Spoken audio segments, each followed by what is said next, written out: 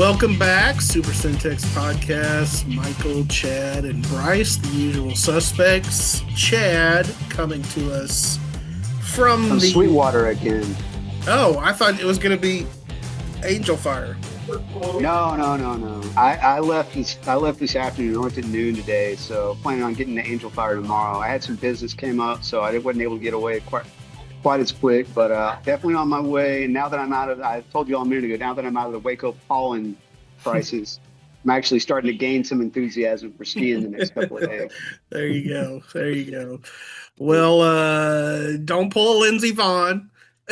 Oh my gosh. That was terrible. I hadn't thought of that, but my ACLs are fully attached at the moment. And if they become less than fully attached, I will not be getting on skis. Yeah, I'm not trying to make light of it, obviously. Terrible deal for Lindsey Vaughn, but hey, I mean, she knew she was taking a Hail Mary risk anyway, so she she'll be okay. Yeah. Let's talk some Central Texas sports. We're less than a week away from the start of the girls' basketball playoffs, meaning boys are just around the corner after that, 2 weeks away. Fun time of year. Yeah, great time of year. We've all seen what it takes to make a deep run in the playoffs, the particular ingredients that comprise that stew.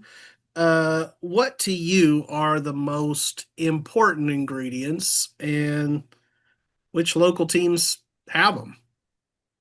I think for me, and I remember bringing this up during football season when like a similar question was asked, is like, you need experience. And I think you do need experience, but I'm going to take it a step further and I'm going to point to the Fairfield girls team and say, you need someone who can just get you a bucket when you need it. And we saw Blake Brackens do that in the heat of the moment last year. What, Chad, 3 times when they needed a bucket? 3 crucial Yeah, it was jumpers. phenomenal. Yeah. And that was her doing that as a junior. And there's not going to be any lights that are too bright for her, whether I it's a think they were regional down final. 4 in Mhm. regulation, and she hit 2 2-point baskets to tie them up, and then the first bucket in overtime, and it just completely changed the complexion of that game. Yeah. And that second bucket of regulation was with I have a video of it. It was with what, Chad, like 2 seconds, 3 seconds left on the clock. I mean, it was make it or that's it. And so that sent it to overtime. And then again, she hit that shot in OT to kind of set that tone. But and then another thing I'll add on to that, I think you need depth. And when Chad and I saw that Fairfield team, there were even some pieces on that bench that we were like, were they there last year? Are these younger girls? And like you could tell that, Coach Randy Barger was, like he had some new pieces to work with.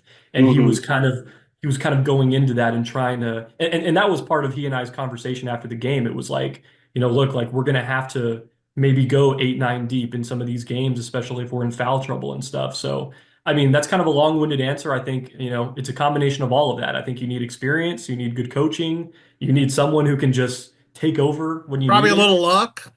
Yeah, a little luck too, never hurts. I think you need multiple talented players, and those players need to be smart players. Those players need to understand, the value of every possession, what they're trying to do in a game. And Fairfield was an example of that with Blake and Kaylee Williams, Jamelia Nash last year, not to leave out anybody because they had more than 3. Right. You saw it with KP and Mimi and Angela Carroll and Good. When they won 2 years ago, boys teams, I know Rappaport had that last year. They had, and boys, I feel like the boys game is more predicated on athleticism. And so you don't see that sort of intelligence within a game as much, but it's there. It's just at a faster pace. But to be honest, 20 something years covering high schools around here, you haven't seen too many boys teams go all the way. So it's harder to identify. But with girls teams, you go back to Midway teams, Robinson teams, that won state, and that equation, that formula was always there. You guys know that I've watched a lot of basketball at a lot of levels, and I don't care how good you are offensively as a team.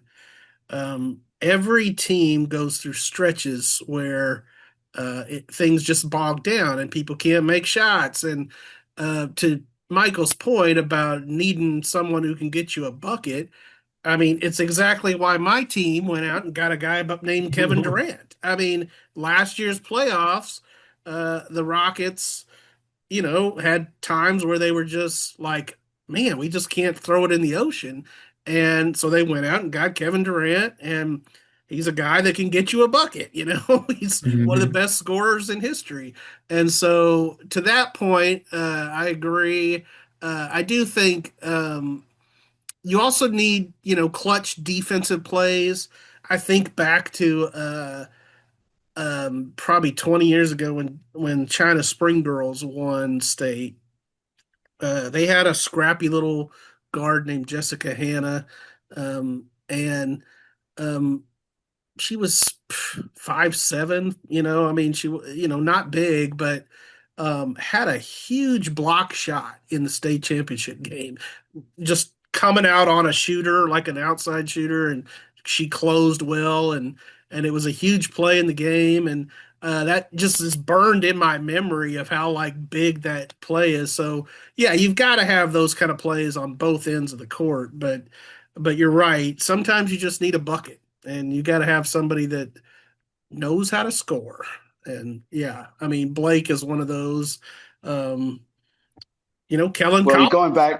Kellen going back to Collins your is Rockets teams, that was the Robert Ory special back in the day. Big Shot Bob. Love me some Big Shot Bob. 7 rings Robert Ory has with 3 different teams. So Unbelievable. yeah, I always say as a role player, he should be in the Hall of Fame. All right, let's flip gears. So softball season is getting into the swing of things this week. Officially, the first day was Monday. Um, we're always blessed around here with some serious softball talent in Central Texas. Um, and of course, we know the likes of Midway and Robinson and Jonesboro are going to be good. They're all coming off state championships. Um, but is there a program out there that you guys think could make a rise this year? Maybe flying a little bit under the radar. What do you think? Michael, you were doing a story on Yeah. softball. Yeah, I don't know how much of a rise this would be, but I think this was a little bit of an underrated team from last year. One that I got to see play Riesel in the Region 2 final for the 2A Division 1 bracket. Now, listen, Riesel was another team that got to the state championship but lost. I think they have, I mean, I know they graduated a couple of key pieces, but they could be another player to watch out for as well.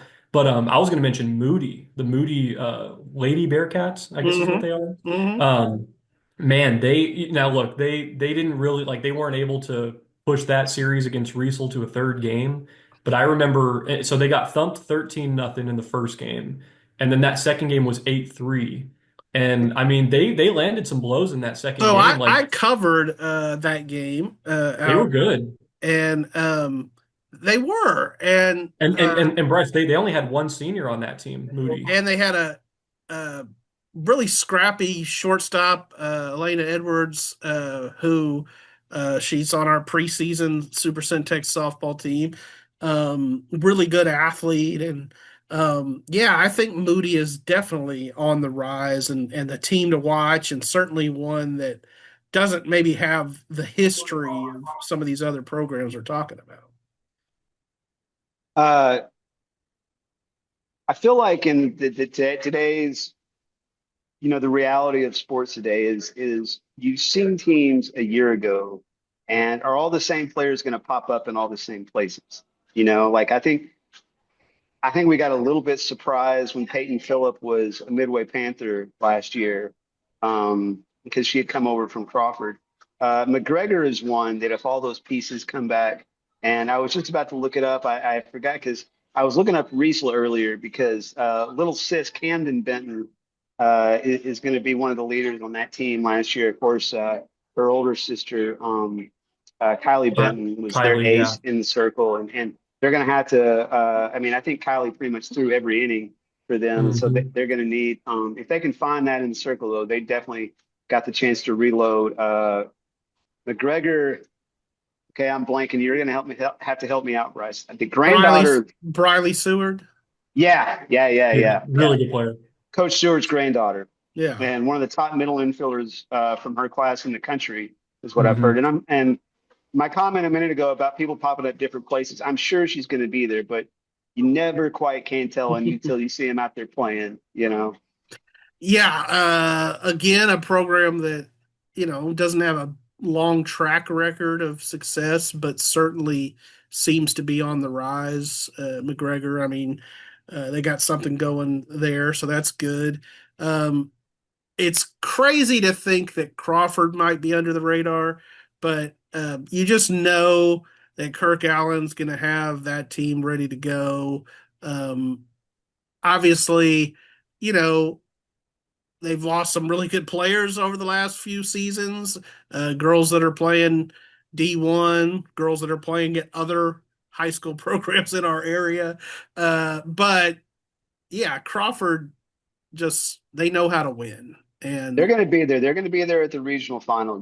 They're going to. Yeah. Yeah.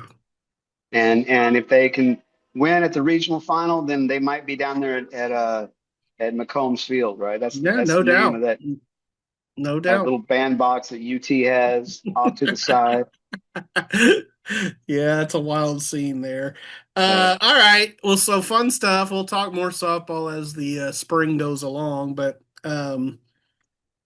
back to football for a second. So Hillsboro announced its new football coach this week, Leland Hamilton from Katie Morton Ranch. Michael wrote that story up.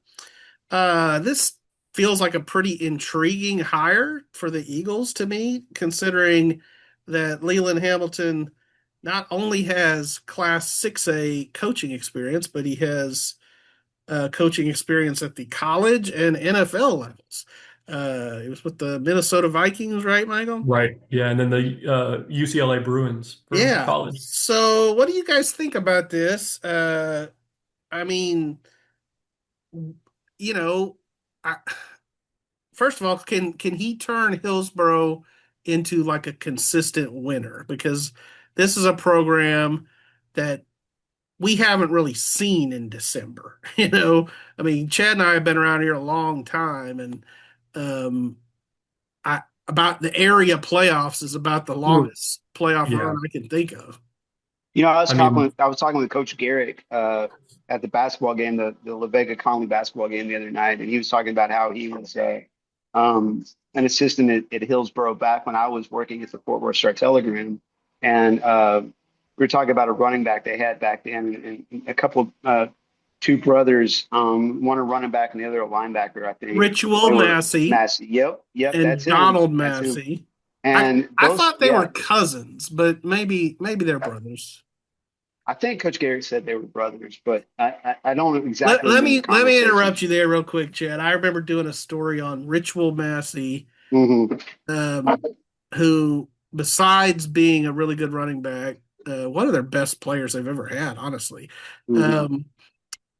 was like a really good power lifter, extremely strong. And Michael, I did a story about this kid. He would like strap himself up to trucks and stuff and drag them, and holy smokes. Yeah, he was like crazy strong. He was a walking muscle for sure. And it's crazy to think, more than 2 decades now, you and I were covering the same guy from different angles, from different cities. True that. Yep. But so that's as close as we've seen Hillsboro be to, playoff relevance. I mean, they've had some good teams. They've been semi-competitive lately. It's just you can pick towns all around this part of the state, and some have been good constantly, and some have almost never been good. My nephew goes to a school at Granbury High School.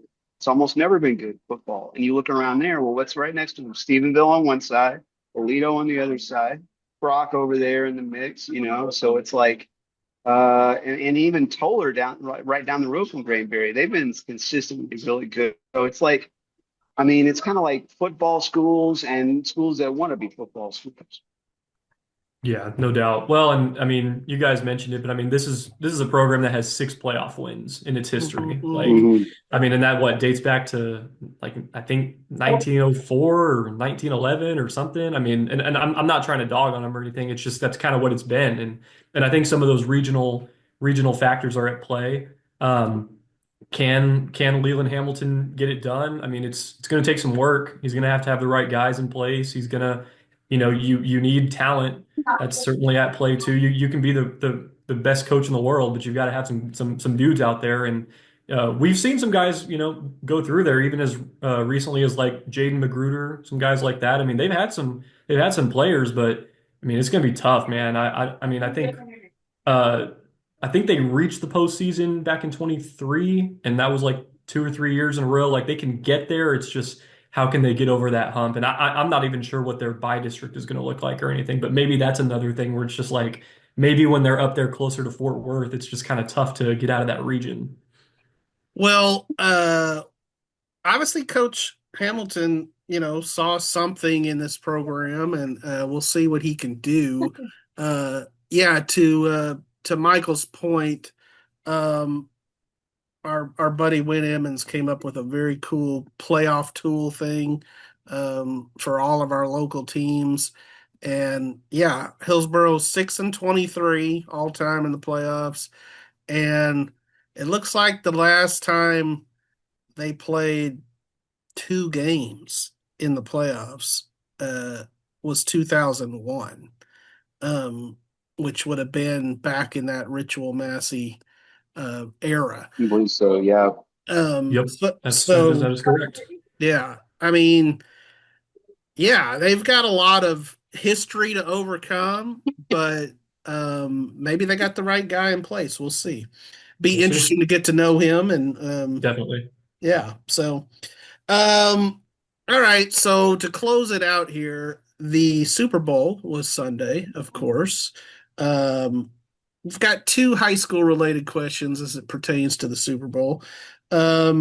One, if you came up with a team of nothing but former Texas high school football players, how many Super Bowls does that team win? I mean, you look at like the talent, from Texas out there right now, and I was watching the game with some Midway peeps on Sunday night, and they were pointing out that Byron Murphy too was a DeSoto guy that Midway had to go Oh, up against not yeah. very long ago, and and Miles Garrett, is a guy Yep. that's on the High School Football Hall of Fame ballot, and he's down the list because from that decade, you still got Patrick Mahomes has gone in, you still got Kyler Murray going in, you still got Baker Mayfield probably going to go in at some point, and that's just at quarterback, uh, yeah, I mean, you look up and down the rosters, a lot of the best players on a lot of these teams are from Texas. There were 11 Patriots that hailed from Texas high school football and 7 Seahawks in that game. I saw the UIL post that. And I mean, we're talking like Jackson Smith and Jigba, Byron Murphy. Like, there's some real dudes that have come out of here, man. And Mhm. so, yeah, I would feel pretty confident with my team if I got to pick from Texas high school football players. I mean, I think we've got some dudes even in this region that could be pretty good. I don't know. We'll see. I Yeah. just got through reading Chuck Klosterman's book Football, Mm-hmm. which I'll recommend to anybody that likes an interesting take on football. But let me just say that pages 30 through 85 were basically about Texans and the influence of Texans on all levels. Nice, nice. You know. Well, Chad and I both serve on the Texas High School Football Hall of Fame board. As he said, there's just a glut of guys that we still have to go through to get in because there's just that much talent. And yeah, a lot of it all across the NFL. You guys both mentioned names, but um, you just start at quarterback. I mean, you'd have probably Mahomes as a starter and uh, Baker Mayfield and Kyler Matthew Murray Stafford? Matthew backups. Matt Stafford did? Stafford, Mhm. yeah, Holy smokes. I Runner up mean, in yeah. Matt MVP, but wait a Stafford's minute, the reigning MVP. I the know. I reigning mean, MVP, not runner yeah, up. Yeah. just won it. Yeah. So Crazy, crazy stuff. All right, my second Super Bowl question is this. Uh, and it's not intended to generate any controversy. I know there was a lot of controversy around the halftime show. Go figure. But my question is, if you were picking your dream halftime performer, who would that be? Well, I'll just be the old guy. Go ahead and say that I've made my peace with the Super Bowl halftime show. They don't ever have to have anybody that I like again. I've realized it's kind of passed me by. But I got to see Tom Petty. I Right? got to see the Rolling Stones. I got to see U2. Hmm. Even Prince. Put Prince on the list of guys that were awesome doing it. Uh, I watched on Sunday night and I was like, this is. I mean, and even like Eminem. A few years ago when they had the big rap Hmm. all the rappers, right? But I watched the other night and all that bamboo everywhere, and I was like, this has gotten beyond me. I don't even relate to this anymore. Yeah. I'm gonna keep it easy. I think Tupac Shakur would have been cool to have as a halftime performer. Ooh, R.I.P. Are R.I.P. we talking Tupac. about That would living have or been. dead? I Because mean, I I mean, guess. Beatles, like right? dream Yeah. dream halftime show. I would have loved to see him in a halftime show. If he was still alive, Yeah. Hopefully he that would have wouldn't been have got, awesome. hopefully he wouldn't have gotten shot during the Well, halftime show. certainly not, but Uh, yeah, Chad said, okay, if we're going dead, the Beatles certainly would be, definitely, yeah. a pick. Uh, the thing is, there's so much hype around it now, but Chad and I can remember that for a lot of years, a good chunk of the Super Bowl's history, it wasn't really even a thing. They had um, Elvis impersonators, and they had this group called Up with People, and just all these random. It was more like what you'd see at like an NBA halftime regular season game now. Well, you remember when like the Orange Bowl and the Rose Bowl and the Sugar Bowl would have these kind of marching band oriented with a few Yes, floats and things like that in it like in their halftime shows and I don't know like what at what point Lady Gaga, Taylor Swift, whatever, where it became okay, we're gonna make this the most pop thing ever, and like it's all lip syncing. I think it's pretty much always all lip syncing, and so let's just get these props out. I mean, I referenced the rappers Delight halftime show a few years ago, and the kind of like neighborhood like blocks, high rise things that they had, those were super cool. But it's like, you know, at some point, I just go as a crotchety old man and was like, how did this become about this like level of extravagance instead of just a football game? Mm. I get it. I enjoyed Bad Bunny's performance. Actually, Yeah, it did awesome. have a certain musical theater quality to it all. It was more of a production, but there were a lot of cool elements to it, like just little shout outs to his homeland of Puerto Rico, and Hmm. the fact that the trees were actual people, and the fact that the couple that got married actually got married. That was That cool. was real. That was Yeah, real. it was real. Yeah. Hmm. Surprised you haven't read that. But yeah, that was a cool little story. They invited Bad Bunny to their wedding, and he Hmm. in turn turned around and said, well, why don't you come be part of the halftime show at the Super Bowl? And so they got married for real at the Super Bowl halftime show, which was cool. It was really So cool. yeah, I know there was a lot of controversy around it, but I didn't have any problem with it. I thought it I was mean, good. I guess when you have a Super Bowl when nobody scores a touchdown in the first half, you might as well have something at halftime, right? Yeah. Well, so here's what I'll mention. I agree with Chad that a lot of my, let's say, dream performers have already performed. U2 is my favorite band, and they've already performed at the halftime show. Um, I'll say this: Chad mentioned her a minute ago, but I don't think she's performed at the halftime show, and she would bring an audience. Taylor Swift would Ooh. Yeah. would bring an audience. We know that. Was Uh, she going to, and then they got changed at some I don't point? know. I don't know that, but I don't think she's ever done it. And No, then she didn't. one that I think Chad you would get behind, that I think is probably still relevant enough, still cool enough. They haven't aged out yet, but like the Foo Fighters. wouldn't they be cool, for a Super Bowl half? They would rock. Yeah, but if you told Dave Grohl he couldn't cuss for 15 minutes of a show, I don't know if it would work or not. Yeah, it was funny watching Green Day as the opening Super Bowl thing and having to tone down some of their lyrics and skip over different parts of songs and um, Censorship. yeah, censorship. But Well, it's I, like Billie Eilish at the Grammys talking about, raising her issues that she brought up, and then people are firing back. And I'm like, y'all got to understand, this is the role of the pop star is to say things like this, well, that's true. Yeah, and yeah. that's where Green Day fit in.